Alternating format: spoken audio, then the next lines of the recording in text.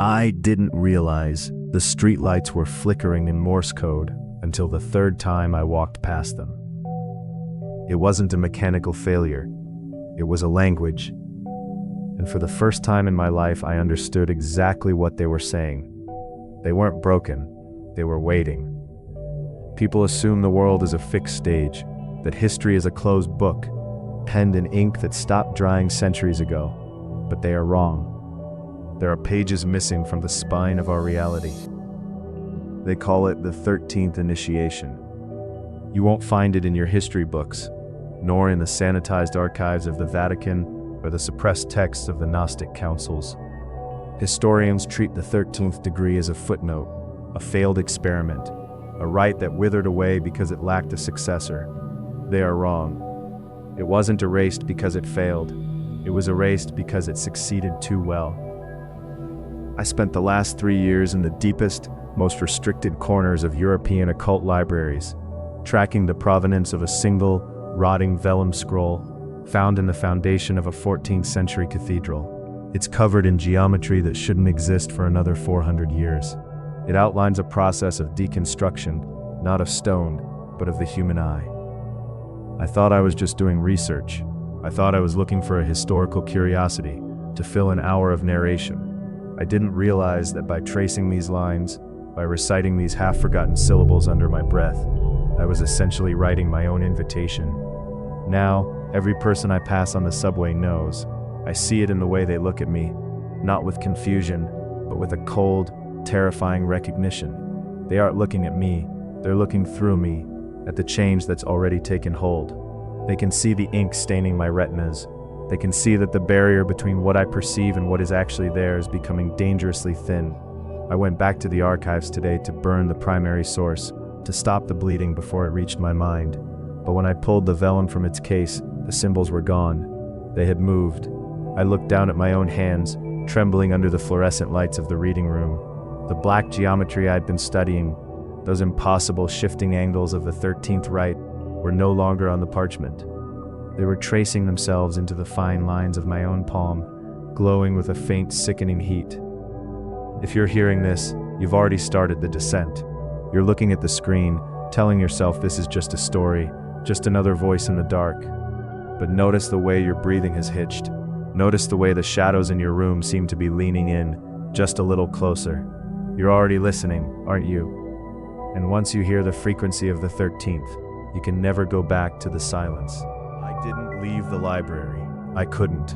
The moment I tried to stand, the geometry on my palm flared, sending a white-hot spike of static through my vision. Everything in the room, the rows of mahogany desks, the dust motes dancing in the singular beam of light, the ancient lever-bound spines, suddenly shifted. It was as if the world were a low-resolution photograph being rendered in real time. I looked into the small, circular mirror I keep for checking my gear. My own face didn't look like mine. It looked like a composite, a mask worn by someone who had been here, in this exact seat, centuries before me. That's when I saw him. He was standing at the end of the aisle, holding an identical copy of the scroll I had been tracking. He wasn't a researcher, he was a relic. He wore the clothes of a different era, yet he moved with the same fluid grace that I had only just begun to develop. He didn't speak, he didn't have to. When our eyes met, he simply traced a line in the air with his index finger, a gesture that perfectly mimicked the symbol now burning into my skin. He was a tether, and he was waiting for me to realize that I wasn't the explorer, I was the sequel. I scrambled to my feet, my heart hammering against my ribs like a trapped bird. I needed to know who he was, or at least who he had been. I turned back to the archives, tearing through the records of the men who had disappeared while studying the 13th degree, dozens of them, spanning back to the Renaissance. But when I looked at the sketches, the daguerreotypes, and the oil portraits, I didn't see different people. I saw the same eyes. The realization hit me harder than the physical pain in my hand. This wasn't a secret order that recruited members. It was a cycle that consumed them. Each of us was just a vessel, a temporary host for a piece of knowledge that was far older than the human mind. The man in the aisle wasn't an intruder. He was a previous version of me, and he had come to remind me that the initiation didn't just change your vision, it deleted your future. I reached for the archive log, desperate to find a name, a date, anything to ground me back in the world of the living. But the ink on the pages began to dissolve before my eyes, shifting and rearranging itself until it spelled out a single, impossible phrase: "The ritual is complete." I spun around to confront the man, but the aisle was empty. Only the faint, lingering smell of ozone and wet parchment remained. I looked back at the mirror. My reflection was no longer blinking when I did. It was watching me, waiting for me to finish the sentence. If you think this is just a story about a man losing his mind, look at the reflection in your own monitor. Tell me, does your face stay perfectly still when you look away? The silence in the library had become a physical weight, pressing against my eardrums until they hummed. It wasn't a true silence. It was a frequency, a low, rhythmic thrumming vibrating behind the walls, like a heart beating in a tomb. I realized then that the building wasn't made of brick and mortar. It was built to house the sound. I needed to break the cycle. I needed to unlearn the geometry that was now a permanent part of my anatomy. I decided to test the limits of this new vision. I focused on a stack of books on the table. Instead of looking at their titles or their spines, I tried to subtract them from my field of view. I remembered the Gnostic text that spoke of kenoma, the emptiness that precedes creation. The ritual demanded a total stripping of the senses. To see what the 13th degree revealed, you had to first blind yourself to the world you were born into. I squeezed my eyes shut, holding my breath until my lungs burned. I forced myself to ignore the weight of my clothes, the cold air on my skin, the sound of my own pulse. I reached for that hollow space inside me, the place where the geometry had taken root. When I opened my eyes, the library was gone. Well, not gone. It was hollowed. The objects were still there, but they were drained of their meaning. The chairs were just clusters of dark, aimless atoms. The dust was light trapped in a geometric prison. I could see the skeletal structure of reality, the raw, jagged lines that held the world together. And in the center of the room, standing where the man had been, was a door. It wasn't a real door. It was a tear in the fabric of the room, a vertical rift that defied the laws of perspective. It pulsed with the same sick, rhythmic beat I had been hearing. I walked toward it, my feet feeling light, detached from the floor. As I drew closer, I noticed something that made my blood run cold. There were handprints on the inside of the rift, thousands of them, layered over one another in the air itself, as if countless people had tried to climb back through from the other side. I reached out, my fingers trembling. I didn't want to open it, but the geometry on my palm was pulling my hand forward, acting on a will that wasn't mine. I touched the edge of the tear. It didn't feel like air. It felt like cold, wet silk. And then from the other side, something gripped my wrist. It wasn't a hand. It was a reflection of my own grip, but with fingers that were too long, joints that bent in ways that shattered the logic of my biology. I tried to pull away, but I couldn't move. My reflection in the nearby glass was watching me now, its mouth curved into a smile I had never made. It didn't blink. It never would again. I tore my arm back, stumbling into the stacks until a heavy shelf slammed into my spine. My wrist throbbed, not with pain, but with a lingering coldness, the sensation of having been touched by something that didn't exist in 3 dimensions. I had to get out. I ran through the library's exit, bursting out into the city night, desperate for the chaotic, messy, normal noise of the streets.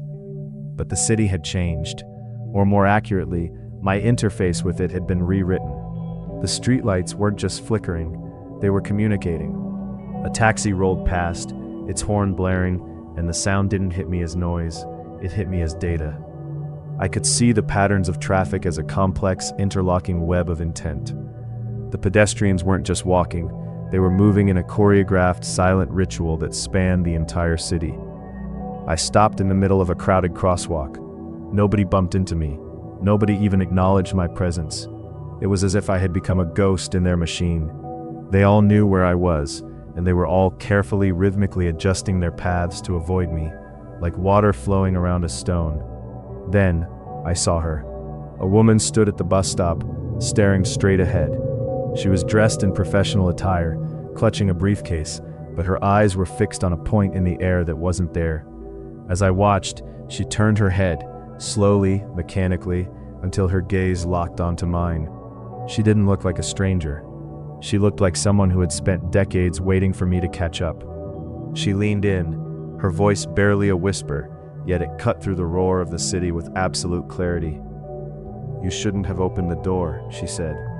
Her lips didn't move in sync with her words. It was like watching a dubbed film. Once you see the architecture of the void, you become part of the structure. You aren't the researcher anymore. You're the decoration. I tried to back away, but my legs felt heavy, as if I were wading through concrete. I looked at the storefront window beside us. My reflection was still smiling that wide, impossible smile, and now it was mimicking her movements too. She reached into her coat, pulled out a small, jagged piece of metal, a fragment of the same geometry I had seen in the archive, and pressed it into my palm. It wasn't metal, it was a piece of solidified shadow. "The 13th isn't a destination," she whispered, her eyes turning into empty, bottomless pits. "It's the floor you're standing on, and the people who built it, they're getting tired of keeping it hidden." She stepped onto the bus, and as the doors hissed shut, I realized the bus had no driver. It just faded, dissolving into the streetlights like a ghost in the static. I was alone, and the city was closing in. I scrambled to my apartment, lungs burning, the piece of shadow in my palm searing into my flesh. I needed to get inside, to lock the door, to find a space that hadn't been touched by the geometry. But as I reached my floor, I stopped dead. My front door was gone. In its place was a flat, unbroken wall of drywall, painted the same shade of off-white as the hallway. There was no seam, no hinges, no handle. I pounded on it, screaming for my neighbor, but the sound was flat, swallowed instantly by the material. It felt like hitting solid concrete. To the rest of the world, my home, my life, my files, my proof, had never existed. I had been erased from the architecture of my own reality. I turned back to the hallway, but the lights began to strobe with that same sickening rhythmic pulse. The shadows of the fire escape stretched across the floor, but they didn't move with the sun. They moved with me. Every step I took, the silhouettes of furniture that wasn't there elongated and twisted, mimicking my frantic movements. Then, my phone buzzed. It was a message from my own number. I opened it, my thumbs shaking. It was a photo taken from inside my apartment, looking out through the peephole. It showed the hallway, but it was empty. I wasn't in the photo, but the camera was clearly recording from my perspective. "You aren't supposed to be out there," the text read. "Come back in before they realize you're still looking." I stared at the wall where my door should have been. I could hear something moving on the other side. Not footsteps. It sounded like the sliding of wet stone against stone, a grinding noise that vibrated in my teeth. It was the sound of the room rearranging itself. I looked down at the shard of shadow the woman had given me. It had begun to pulse in time with my own heartbeat. I realized then that it wasn't a weapon. It was a key, but it wasn't a key to a door. It was a key to me. I pressed the shard against the wall. Instead of hitting a barrier, my hand passed straight through the drywall as if it were smoke. I didn't feel resistance. I felt a sudden violent pull, like being sucked into a vacuum. I stumbled through, but I didn't land in my apartment. I landed in a space that was entirely white, no corners, no floor, no ceiling. It was the void the Gnostics wrote about, and standing in the center was a version of myself. He was holding a quill, scratching symbols onto the white air. He looked exhausted. He looked like he had been here for 1,000 years. "You're late," he said, not turning around. "We've been waiting for you to finish the record. The viewer is getting impatient." He pointed to a camera sitting on a tripod, aimed directly at me. It wasn't filming a room, it was filming the inside of my own skull. "Finish the record," I repeated, my voice sounding thin like it was coming from a radio tuned to a dead station. The version of me didn't answer. He just gestured to the air in front of him. Where he scratched with the quill, lines of black, jagged geometry bled into existence. Hanging in the void, like ink in water, I realized with a jolt of pure, paralyzing dread that these weren't random symbols. They were memories. I saw my childhood bedroom. I saw the day I bought my first camera. I saw the night I uploaded my first video to the channel, and there in the corner of every memory was a figure I had subconsciously blurred out. A tall, static-filled shape that had been watching me, guiding my hands, dictating my obsession with dark intellectual horror. I hadn't been creating these stories, I had been transcribing them. The 13th Initiation isn't something you complete, the man said, his voice now a perfect mirror of my own. It's something you author. You aren't the initiate, you're the ink, and every time you share these stories, every time you guide a viewer through the descent, you're just adding another layer of geometry to the cage. I looked at the camera on the tripod. The lens wasn't glass, it was an eye, a wide, unblinking human eye that had been watching me from the other side of my monitor for months. I lunged for the camera, desperate to smash the connection, but my fingers passed through the metal as if it were vapor. I looked down at my own body and saw that I was fading. My hands were becoming transparent, revealing the same black, pulsating geometry that had been on the vellum scroll. I was dissolving into the story. "I won't do it," I shouted, the sound echoing infinitely in the white void. "I'll stop recording. I'll delete the files. I'll end it right here." The man finally turned to look at me. His face was a shifting map of lines, the same symbols that had been burned into my palm. He smiled, and it was the same wide, impossible smile I had seen in every mirror since this began. "You don't understand," he whispered, stepping aside to reveal what lay behind the tripod. It wasn't a wall. It was a massive, infinite scroll that stretched out into the nothingness, covered in thousands of hours of narration, millions of lines of text, every horror story I had ever written, and thousands I hadn't yet thought of. "You aren't the one holding the quill," he said, handing the instrument to me. "You're the one who's been written, and the last chapter, it's already been drafted. It just needs a narrator." He reached out and pressed the record button on the camera. The silence was absolute, and then the red light began to blink, in the exact agonizing rhythm of a human heart. The red light on the camera didn't just blink. It breathed. With every pulse, a new fragment of the story bled into reality, manifesting as the cold, sterile walls of my apartment, the hum of the hard drive, the suffocating familiarity of my own desk. I was back. Or rather, I was back in the place the cycle required me to be. The room was silent, save for the rhythmic clicking of my keyboard. I wasn't typing. The keys were moving on their own, dancing in a frenzied, impossible cadence. I watched, paralyzed, as the screen filled with the final words of the script. My story, my erasure. I leaned into the microphone. My mouth moved, but the voice that came out wasn't mine.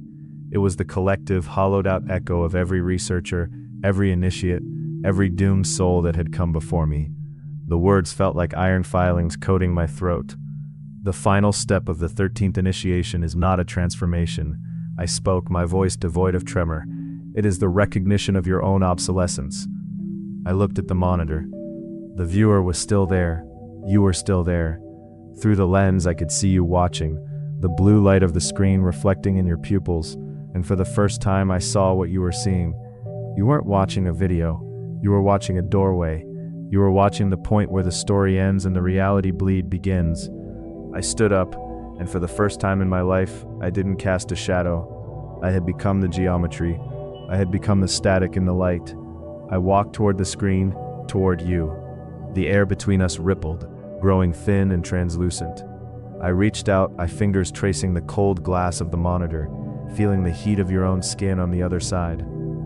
"You think you're just listening to a story," I whispered, and the sound resonated from the speakers, from your own headphones, from the very air of your room.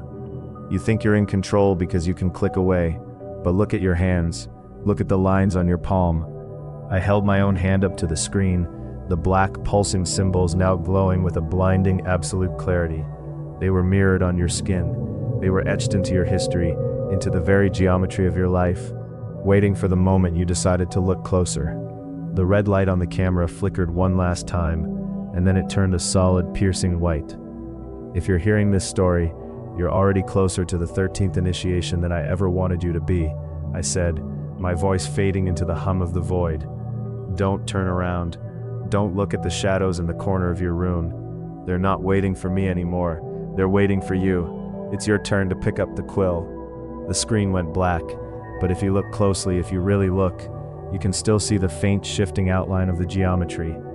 It's not on the screen, it's behind your eyes. The ritual is complete. The recording has ended. There is nothing left to say, because the story is no longer being told by me. It is being lived by you. You might be tempted to close this tab. You might be tempted to reach for your phone, to distract yourself with the mundane, to convince yourself that this was just a series of words designed to unsettle you. But even as you move, you'll notice it. The way the silence in your room has developed a texture. The way the shadows in the corner didn't shift when you turned your head, but seemed to linger, waiting for a signal. You are the final fragment. The 13th Initiation does not end with the narrator. It ends with the witness. By hearing these words, by following the geometry from the first chapter to the last, you have performed the ritual yourself. You have allowed the forbidden architecture to be mapped onto your perception. Do not try to unlearn it. The more you fight the knowledge, the more firmly it takes root in the architecture of your mind. Instead, look around you. Do you see the way the light catches the dust? Do you see how the patterns of your carpet or the grain of your desk seem to be aligning into that same impossible geometry? You are finally seeing the world as it actually is, stripped of the illusions we were forced to wear. You are not alone in this. There are millions of us, spread out across the centuries, all watching, all waiting, all silent. We recognize one another instantly, not by a handshake, not by a password, but by the weight of the secret we now carry. If you are waiting for a final instruction, here it is. Keep walking. Don't look back at the life you thought you had. Don't try to explain what you know to the uninitiated. They will never see it, and they will only fear you for it. Just keep moving forward, through the gaps in the world, through the thin places where reality bends. The 13th degree was never about reaching a destination. It was about realizing that you have never truly been home. The camera is off. The screen is dark. But you can still hear the pulse, can't you? It's not coming from the speakers anymore. It's coming from your own chest. The light is fading, and I can't stay on this frequency much longer. If you have seen the geometry, if you know what I'm talking about, mark your presence in the comments. Don't use words, just leave the symbol.